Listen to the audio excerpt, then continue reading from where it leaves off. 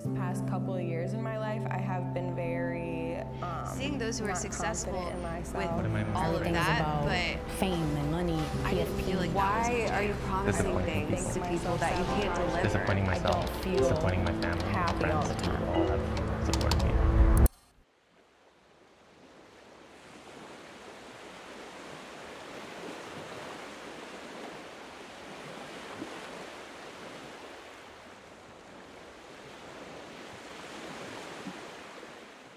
Degen. That energy is crazy. Everything's about fame and money and PFPs.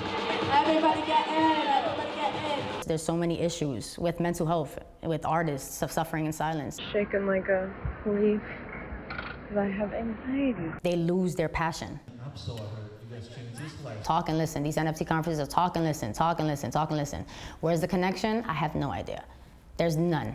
There's no connection. We are in our very beginning stages of our own seed round. A Web3 conference week has more parties and side events than the actual conference. I shill, you know, you're gonna show me your product and then you're gonna tell me to go to the party later.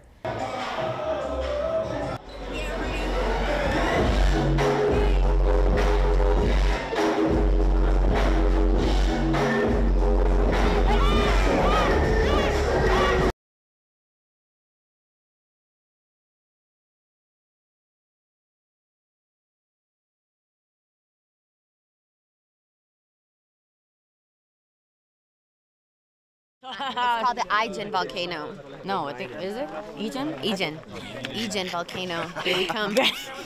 Okay, please you keep time. Okay, let's go. Okay, let's go. Thank you. We're doing this thing, yeah. Crazy. In the beginning, it felt like it was a movie scene. Like it was like dark, it was cold. It really felt like an adventure. Like it really felt like we were going on an exploration. When we started walking, I was like, wow, I was not expecting this. I don't know if you guys do Stairmaster, but like level 10 on Stairmaster, that's what it was. And I'm like, I could do 15 minutes of that. But after an hour, I'm like, are we seriously gonna keep doing this for another hour? Ready, bro.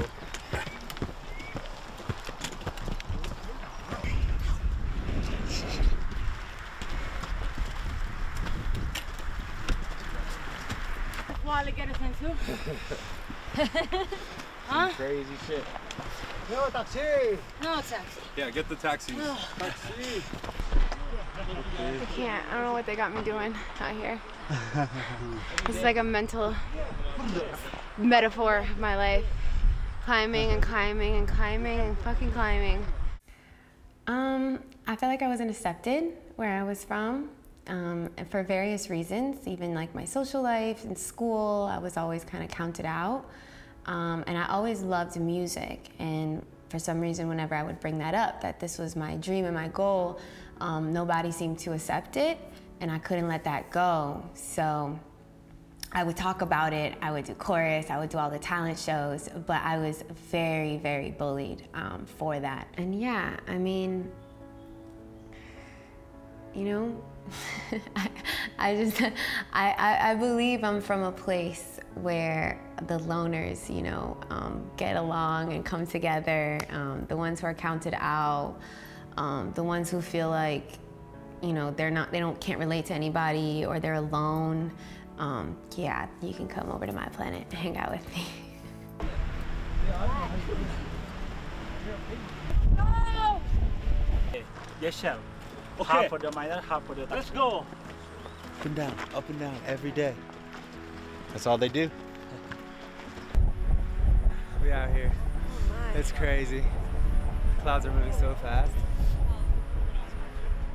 I was trying to be in the first kind of pack of people, very fit people in the front. I really wanted to keep up with them, and I kind of saw myself kind of backing up a little bit. But then I would muster up a little more energy and kind of run back up, and I thought it was very descriptive of how I approach my life in general. It felt like a metaphor for everything that I do, and this whole journey that I'm on. It's hard, it feels lonely. It feels like I'm the only one there to actually lift myself up that mountain. And if I don't, then I'm just gonna get stuck and left behind. I felt like I was, you know, going up this uphill battle of trying to figure out, like, what is the right way for me to do this? How do I make my mark? Like, how do I create music? How do I get the music out there? How do I touch people? How do I impact others? The how, when really, like, all you gotta do is overcome yourself, you know? Overcome, like, what you told yourself you couldn't do. Why do I have these voices in my head saying that, like, this is stupid? This is insignificant. No one's gonna care. No one has ever told me no in my life. The only person that tells me no in my life is myself.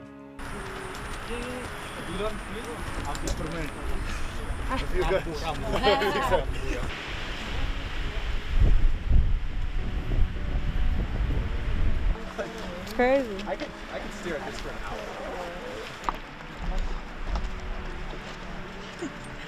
I know, just influencers influencing.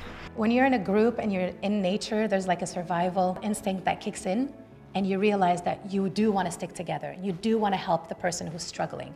And you do and I think only nature creates that, because in nature, we're so vulnerable. It connects you back because survival. You don't have a choice.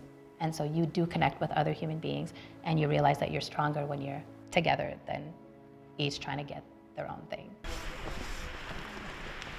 This is crazy.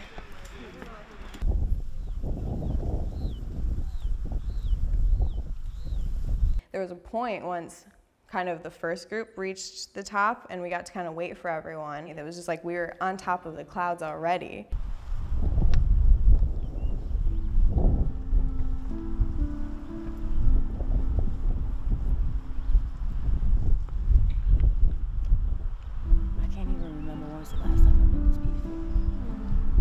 I was 15 years old when I was diagnosed with ovarian cancer.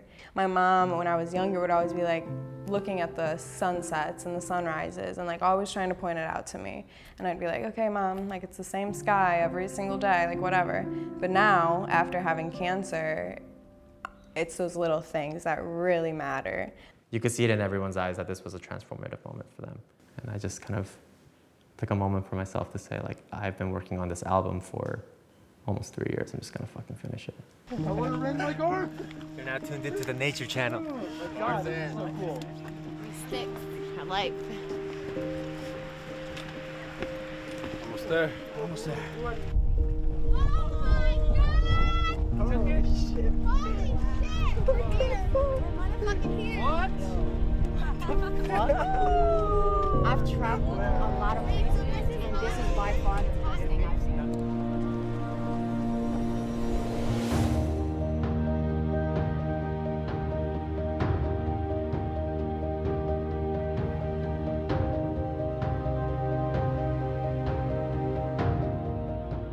Nature is fucking crazy. I think we stayed so long just staring at it. And you would think that you would just take a picture and be like, and do the Instagram thing and leave, but I think we were just so overwhelmed with how beautiful nature is. That is like so much more beautiful than anything we made as men. There was so many like different textures and landscapes all around us, and it truly was like heaven on earth. Oh, wait. We're in my planet. So I was like, oh, this is what I'm talking about, my planet looks like this. A bunch of us had like tears where it was just like, how is this so beautiful? Like, this can't be real. Oof, I feel like I don't let myself get emotional like that in my everyday life. And so it was an overwhelming sense of happiness and sadness. And it just felt like the most insane feeling. I can't even really put it into words, you know? And it just felt powerful.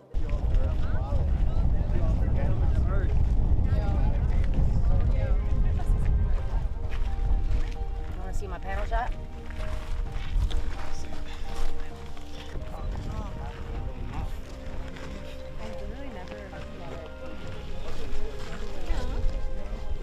Find the shaman to discover my destiny. It's insane out here. For like destroying Earth. and then figuring out the next planet to hop on. Yeah. We're also pretty cosmically significant. So it also has cycles. It's going through a heating cycle now, but we're speeding it up a lot. And that's what there's so many universes. And I think a lot of people went on this hike and realized a lot of things within themselves. Whether it be what makes them happy, what makes them sad, what are they here for, what is your purpose. I think that journey alone really, that was probably the most important journey that we needed to take.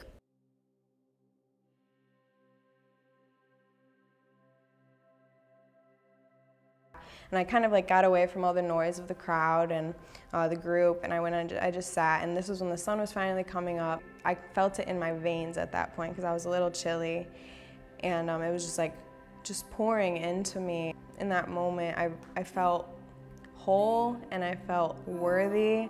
I just sat and I literally talked to myself and I cried to myself and I laughed to myself, and I was just like, I've gone through so much, and I like beat myself up over the tiniest little things, and you just gotta stop doing that. When we got to the top, it was definitely like, you just forget about the struggle, you know, you're just enjoying that view. I feel like it really switched my whole perspective about, like, you know, hustle, hustle, hustle, grind, grind, grind. But at the end, it's like, none of that matters, you know? I'm gonna be honest, like, I was deeply heartbroken when I got here. And then when that sun came up, it was like you, and it shined on me. And I just felt like I could just breathe for the first time in a long time.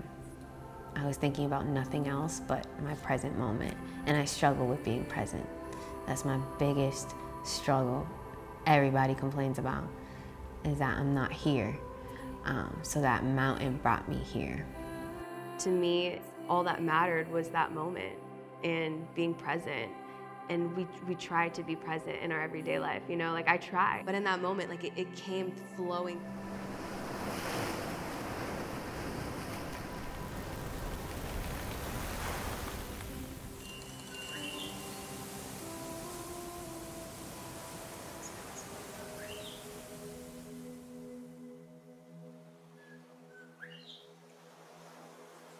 All my manifestations were nothing about me. It was all about everybody else, you know? And so I think that was a lot of letting go of my own ego, my self-identity of, I have to be this person, I have to be what other people expect. I felt like I was seen on that top of that volcano.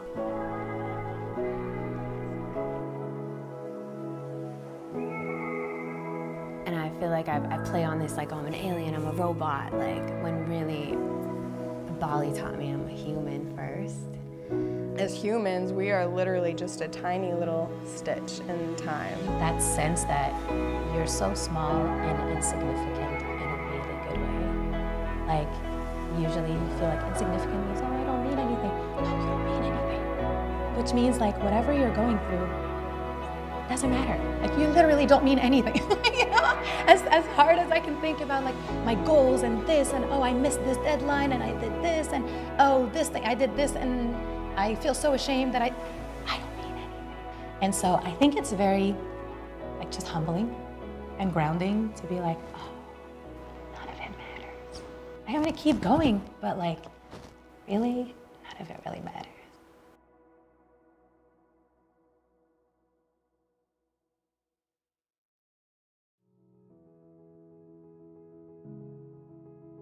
I think people need a release, man. I mean, like, I think we're focused on the wrong things a lot of the time. When you actually take a second to breathe and you don't have to have those thoughts, you know, every single day, and you just like let nature consume you, I think that you get in tune with who you are as a human. And I think that's probably why I had such a large impact on people. I had severe FOMO the entire time. I was like, damn, I really want to go there. I've had so many like breakthroughs here, like specifically on this trip, because it changes your perspective, you know what I mean? Like, really, art is just input output, and if your input is stagnant, your art will be too.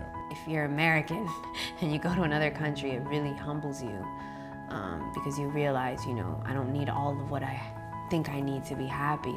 I have to be thankful, and I have to help, because I'm I'm a lucky one. We got to come here and see the earth in a way that, you know, up that mountain, we don't see it in that way. I'm from New York. We look at the earth, I'm looking at the water. This is like, you know, you don't get to appreciate this shit. And I think when you get out in nature, you get that perspective and you realize how grounded and nourished you are, you can't not want to preserve it. Out of sight, out of mind is a real thing for human nature. Like, we don't have it, like, it's not because we're bad, it's just like there's only so much information you can intake in a day. And so you have to like purposely get out there and be exposed to nature to truly care. Like, we are just a small moment in time, but this earth has been here forever, and like, we do need to take care of it. We do need to protect it and love it. What do you do then? You know, you can either be like kind of sad or like, oh damn, like just a little bit of time we got. Like, or be so excited to explore and see more and like have that relationship with nature. Reconnecting with the earth reminds me why I'm doing what I'm doing. And there's a multitude of reasons, but I've always just wanted to inspire people. For the souls going through it on this planet that don't want to be here, the only way we'll make it a better place is if we give back and if we take care of the ocean, if we take care of this planet, so that we can have a better experience as well, more of a co-creation with Earth. And it's funny because like the little Twitter joke or whatever is like touch grass right now. It's like just touch grass to feel better, but like it's literally, that's what it is. Like so many people have lost the idea of like that nature is truly healing and like going outside because we are so tied into technology. So I think that merge between nature and technology is very important. We need to have a balance. That's the truth. The earth is such a beautiful place, and I feel like we need to appreciate this. We need to appreciate nature. We need to appreciate all of these things and give back and create just a positive environment, a positive atmosphere. That's the only way we're gonna be able to stay at a high frequency. I believe that loving the earth is loving ourselves.